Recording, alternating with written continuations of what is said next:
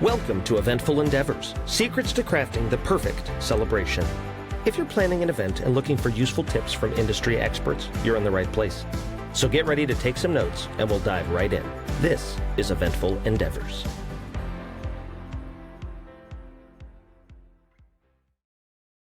Hello, everybody. Welcome to another day on Eventful Endeavors.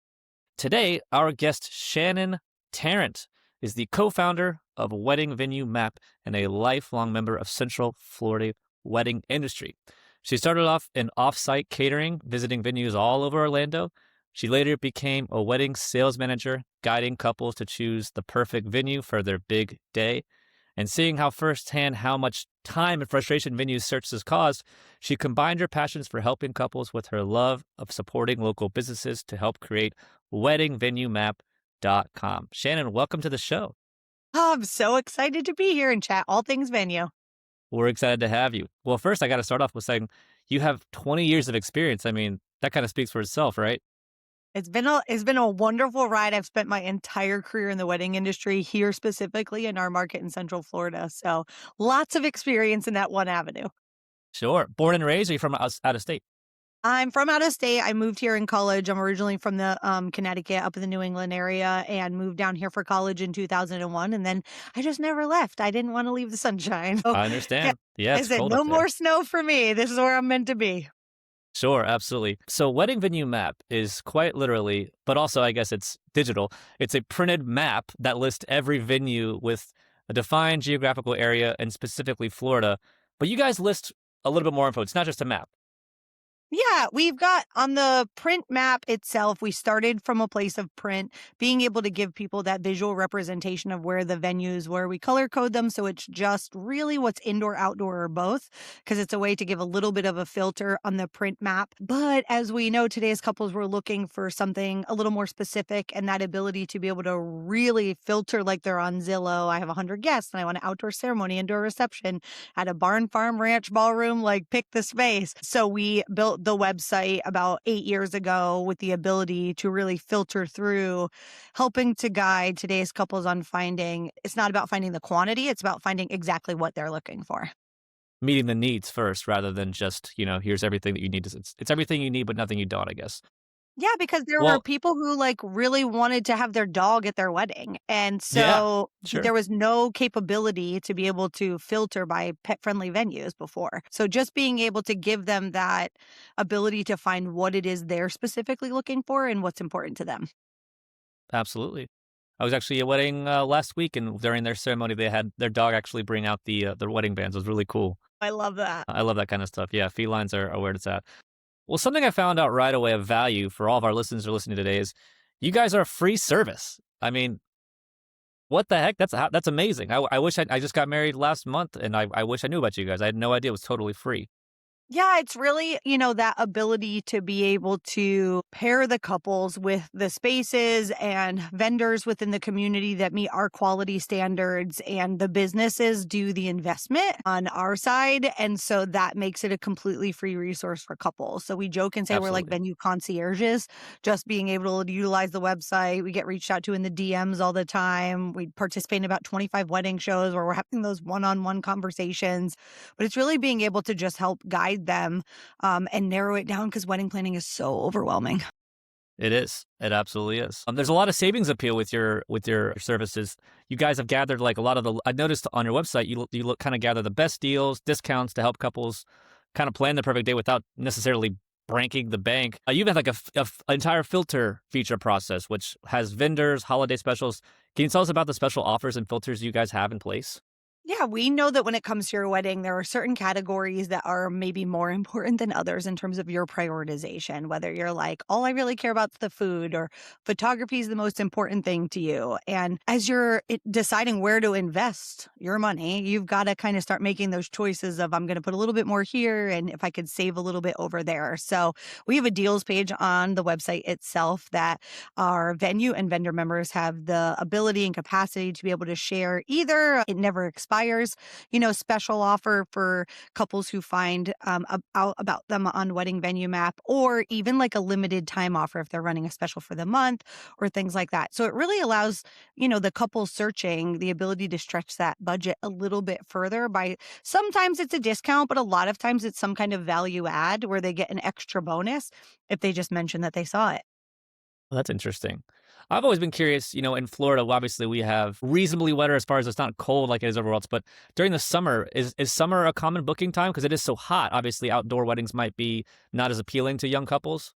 Yeah, we're actually backwards the rest of the country here in Florida, where everywhere else in the country, summer's their busiest 3 months of the year because it's cold and wet and snowy and all of that. Whereas here, it's a little bit warm. So a lot of Sure. those deals, discounts, and things when couples are really trying to save money on their budget, like if you're open to looking at maybe an all indoor venue or something in that June, July, August timeframe, you can save a whole lot on your wedding. I'd imagine, yeah, but hopefully as long as it's indoors, because I mean, the big things outdoors, you have the heat, but you're just the rain. That's the thing that I always consider. I mean, we got married in December, and I was still afraid, please don't rain, Yeah. the whole It time. can be a So little unpredictable with the weather in the summertime for sure, but I think it all depends on what's the most important factor when you're looking for the venue. that's true. So learning this recently, because obviously, like I said, we were on the wedding venue hunt early last year, but also just working with Felix and Fingers, I didn't realize how many just wedding venues are in this state. I mean, wow. Walk us through the process when maybe you have like a newly engaged couple log on to weddingvenuemap.com for the first time and begin their search. What does it kind of look like? Yeah, I think the hardest piece and part when you're looking in any market is to figure out first what it is specifically you're looking for. So if you haven't sat down as a couple and had that conversation of, what's kind of the style of venue, because you both might not agree right off the bat, or do you want to be outside or inside? So having a little bit of those conversations. And I think the most other important filter factor is the guest count. If you haven't sat down and actually made a guest list, like an list out every name, just not quick math in your head. List every name, talk to the parents who are on their list. That list might be 70, that list could be 200. And that's a huge factor when it comes to choosing a venue. So when couples hit our website, we always suggest that they make an account on the site, because when you make an account, you can then favorite things, save things, put your information in one time. And then if you want to reach out to someone, all that info blows in automatically, saves you a lot of time. So make an account so that you've got that dashboard where anything you favorited that you want to come back and look at later, you can save all of those things, and then go head over to the venue search and start filtering. So if you only know that you're having 100 guests and you want an outdoor ceremony, start to filter it down. There's hundreds of venues listed on the site. So it gives you that opportunity to start to see, maybe you've got all these factors and you filter down to the point every now and then somebody's like, I think something's broken. There's no venues listed. I'm like, you might have overfiltered. You might have got a Sure. little excited with how many Right. choices you put in. But I Yeah. think you can kind of start poking and seeing what does it narrow down to. And if you change that factor, what pops up. So you can head over and be able to see which venue specifically. And there is also a digital map on the website. So you can not only see which venues are appearing and look at them, but if you care about where they are in terms of like how far away it is from your home or where it is in the Central Florida region, because Central Florida is so big or vast. That's right. And dense. Area. Yeah. That makes sense. So one of the important things you mentioned was having a meeting, obviously, previously to before just going in cold turkey. But I've always been curious about this because we had a issue with this kind of planning our wedding where we initially set out for there's probably going to be 120, could be 140, but it ended up being like 80. If you are guessing, right, and you're trying to sit down and at least get a head count, is it good to highball? Because you can always, less as long as because at least we're only max 140. This place will only go up to 130. Won't qualify. Is that a better way to kind of gauge the size of a wedding party, like too high versus too low? Yeah, always. Because if you're going to actually invite, you should base it on the number of guests you're actually going to invite. Because if you're going to invite 140 people, I mean, we know they're not all going to say yes, but Right. you also might find 5 or 10 other people you'd have liked to have invited, but they didn't Sure. fit the budget. So I think it's always better to plan. Trust me, working at a venue, there were many people who would say they'd book a space that fit 125, and then they'd come back and be like, oh God, they all said yes. And I'm like, well, now what are we going to do? Because we can't, we're going to have to put the dancing in a different room. It changes the whole flow and vibe if we have to start shoving people into a space. So always choose a venue that meets that max guest count. I feel like having a lot of experience, you said you worked at a wedding venue yourself. That must have really helped kind of shape a lot of the questions and filters because you were there first in experience. Yeah, and I mean, I think I saw if couples were looking to include something like Felix and Fingers as a part of their, wedding, they want that like entertainment value and whether it's, having that dueling piano vibe that we love. If you want that, you have something like you want that live music, you almost have to start to consider that when you're choosing a venue. Because couples would come in and they'd tour and I'd ask them things like, "Oh, have you thought about a band or a DJ?" And they'd look at me like, "I don't know, we haven't talked about that." And I'm like, it's kind of an important factor because in this space, we don't have the power. You'd have to get extra generators, run the power. There's only one place in space it fits. Whereas in the ballroom down the hall, I can do anything you want. We got power built into that room for days. So I think you have to at least envision your wedding a little bit more, especially when you want some of those unique factors like some creative entertainment, like having Felix and Fingers create a whole vibe at your reception. You need the space to be able to do that. There's definitely a lot of logistics involved. I mean, even sometimes especially with outdoor venues, whether it's historical, they might have a sound ordinance, right?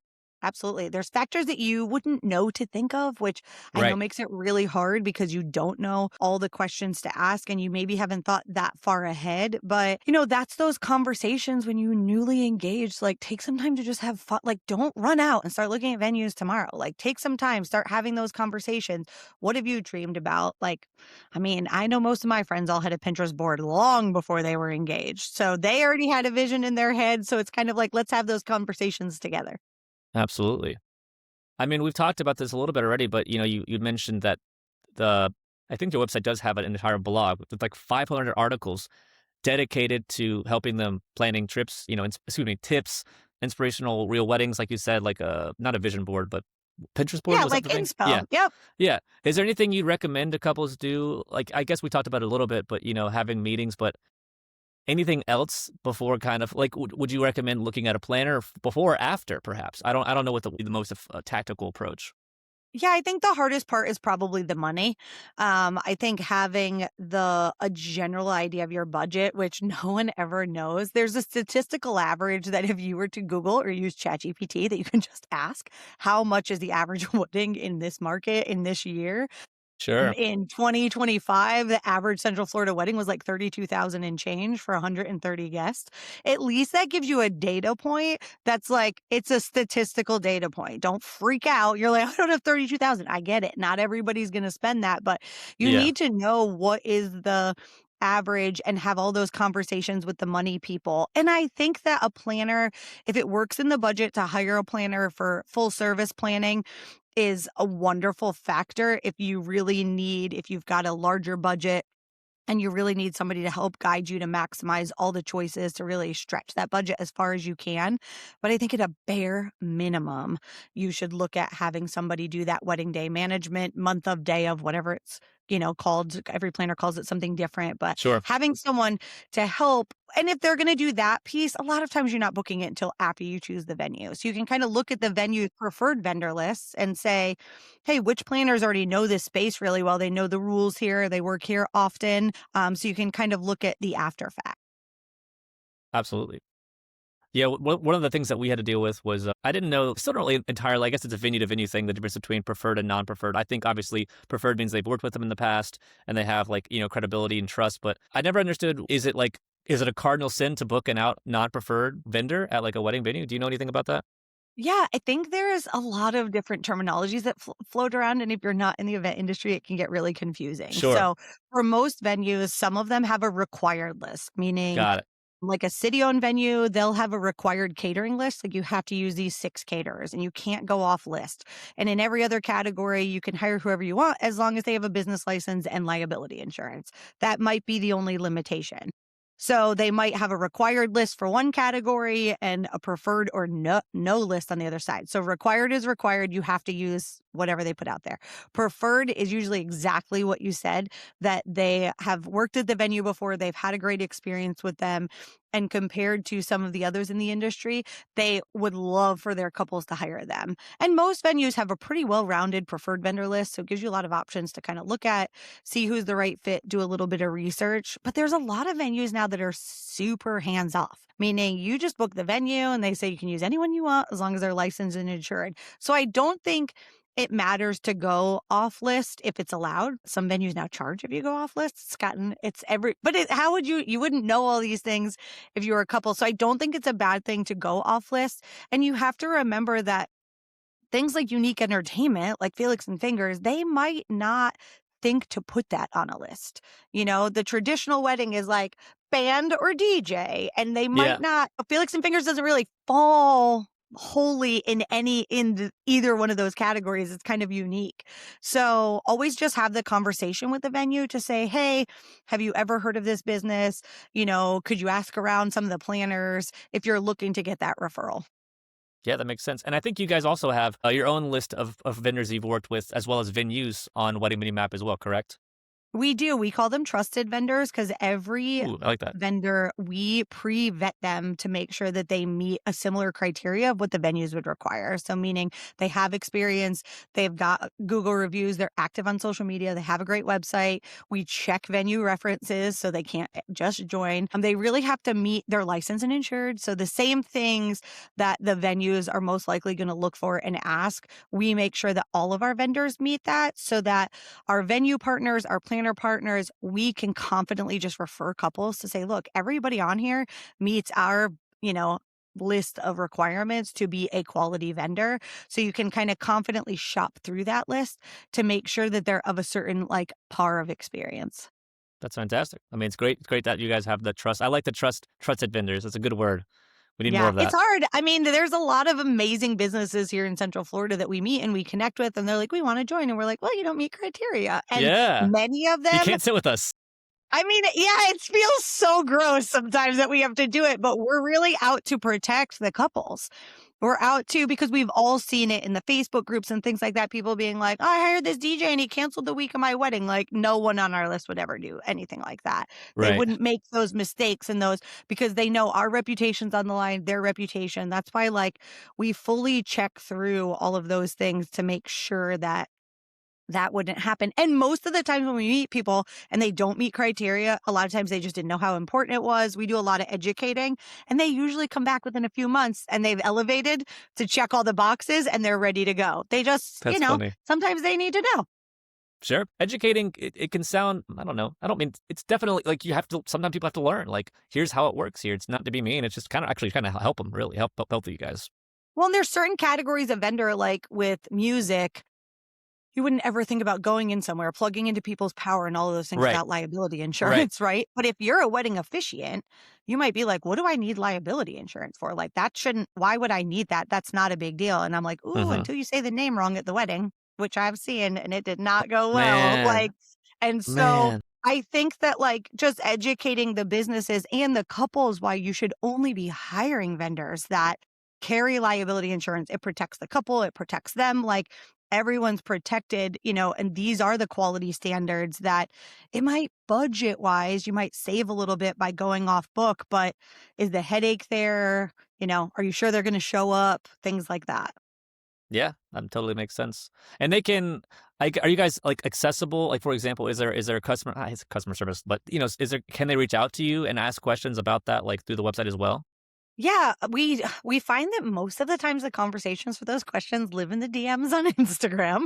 They don't often reach out to us through the website, but we're always here to support. So a lot of times, I had a bride who had the hardest time finding a venue. She had very specific criteria. I was like, girl, you got to meet me in the middle. I can give you ones that meet this list, but they might not meet that list. We've got to prioritize some of these things. And it's just being able to have that conversation with someone who's knowledgeable. Me and my whole team know this market here in Central Florida. We know the general area. And anywhere, if you're listening to this somewhere else in the country, there's probably a local directory in your area or a planner who's been in it a long time who has all of that knowledge that you might be able to hire to help you.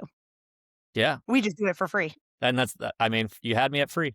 Well, the first thing I saw, I was like, oh man, that's amazing. I wish I knew. I really do. So when you're talking to these couples, are you noticing any sort of patterns when the couples are booking? For example, through website traffic or direct user feedback, is there a time that they're booking a lot? Are they getting back to what does the feedback kind of look like? Yeah, we and do also just a lot the time they're booking. Yeah, we do a lot of surveys also. So we just finished our annual survey of engaged couples. And so I think there's been such a huge shift in terms of a few things. I think guest count is one of them.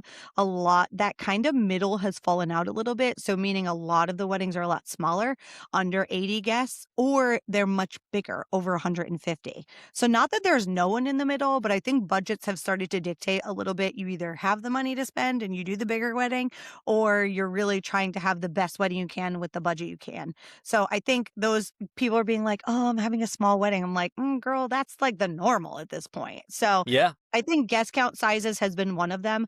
I also think that we have a generation getting married, which I'm here for Gen Z. It's probably my favorite generation of all time, but they have grown up in the digital world of getting everything fast, quick, dirty, like everything's at their fingertip. And when they want to make a decision, they can do everything quick, which has shrunk the planning timeline. So a lot of times they are getting engaged and then waiting, not doing a whole lot, or they start to do research, they get overwhelmed, they see what it costs. They're like, oh God, I don't have the money for that. I have to take a break. Then they save up and are like, all right, we're ready to go. And all of a sudden they still want to get married in that time frame window that they Window. Oh, originally it's did, but right. they haven't yet booked a venue. So we see so many of the leads coming through the website of people still looking to book their venue for this year. And so if you're booking a venue within 6 to 9 months, then that means all the other vendors haven't been booked yet either. So not that there aren't plenty who are planning further out. I just think a lot of the timelines have shrunk in terms of how far out people are choosing their venue, which then means choosing everything for their wedding.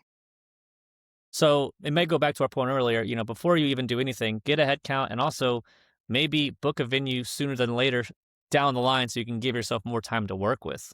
Yeah, even if you know, like, I mean, it's a lot of math weddings are, which is not Mhm. everybody's favorite subject. It's a lot It's of not mine. budgeting and dollars and dealing with like, what can we afford and what lifestyle cuts are we willing to make to maybe we don't DoorDash for the next 6 months. Right, And then we'll, sure. so that we can have the money we need for the wedding. But I think when you can lock the venue in, find the space that makes sense for you and get that contracted, even if it's for 12, 14, 18 months out, even my stepson and future daughter-in-law are engaged and they've been engaged and they've, been figuring out life. They're young, they're in their early 20s. So they're like getting settled in their house and things like that, that they're like, oh, we've got time. And I was like, so when are you thinking? Like fall 2027? And she was like, I don't know, like January. I'm like, girl, it's February. Like that's Yeah, 11 months from now. We got to get moving if you want to get right. married in January. And so I think people don't think when they want a specific venue or they have a specific vision, you've got to plan a little bit further out. If nothing else than just the venue, get that one box checked so you can figure out the rest. Yeah, absolutely. It's a big relief too, because I feel like we spent probably, man, at least a month or two just finding venues, and it's hard to get momentum when you don't even know where you're going to get married yet or have a date.